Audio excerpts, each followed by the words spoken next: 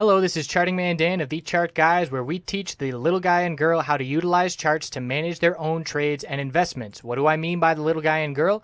Well, we just had two directives signed halting the implementation of a rule that requires financial advisors to act in the best interests of their client. Let that sink in a little bit. The big wigs on Wall Street can play with your retirement and hard-earned money without your best interests at heart. We currently have hundreds of members taking charge of their financial future, and we would love for you to come check out a free week with no credit card required to see if our services would be beneficial on your path to financial independence as well. What we offer, we have a separate course of over 5 hours in length on when to enter and exit positions. And in terms of what we do daily, we have nightly videos, key levels updated each morning before the bell, 2.5 hours of live daily webcam coverage in the morning and in the afternoon, and over 7 hours of educational videos. All of these links can be found in the description of this video. Come check us out. Thanks for watching. Let's get on to the technical analysis.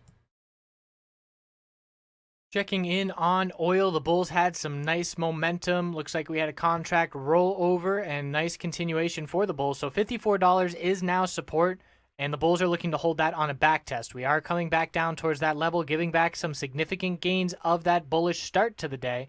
So we do need to be watching for a hold of $54 on a back test of support, and then we're going to be looking for the bulls to maintain that level from here on out to show the most strength.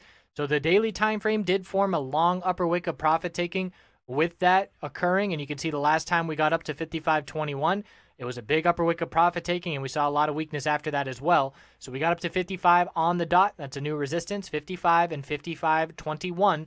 And if the bulls can hold $54 on this first back test, it's going to go a long way to giving them confidence looking for continuation. So the weekly time frame, obviously going to be looking the same as with just 2 days into the week. But if we close this week above $54, it will be the first time the weekly chart has done so since back in June of 2015. So over a year and a half at this point without being able to do that. So that is the goal for the bulls this week, close over $54. And again, I do like a potential bullish entry off of $54 if we do see that support tested tomorrow. Need to be wary. We also have a gap down here at $53.55. So if we lose $54, that's going to be our target.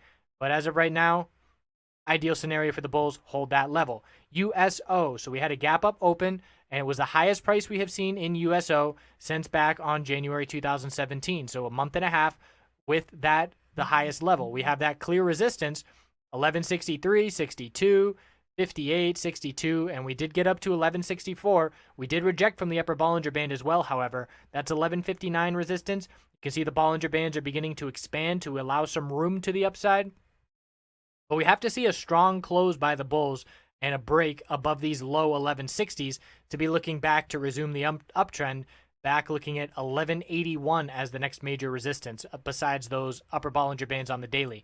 So the weekly time frame shows that follow through, and again, we need a strong close this week to be looking for a break of the pattern that we've been seeing the past month and a half, trading in a fairly defined range, holding the weekly middle Bollinger Band, but unable to get above the 1160s. So a strong start to the week. Now we need follow through after some profit taking on that initial bull move, and we'll see if we get that. We also have the inventory report, obviously, as well.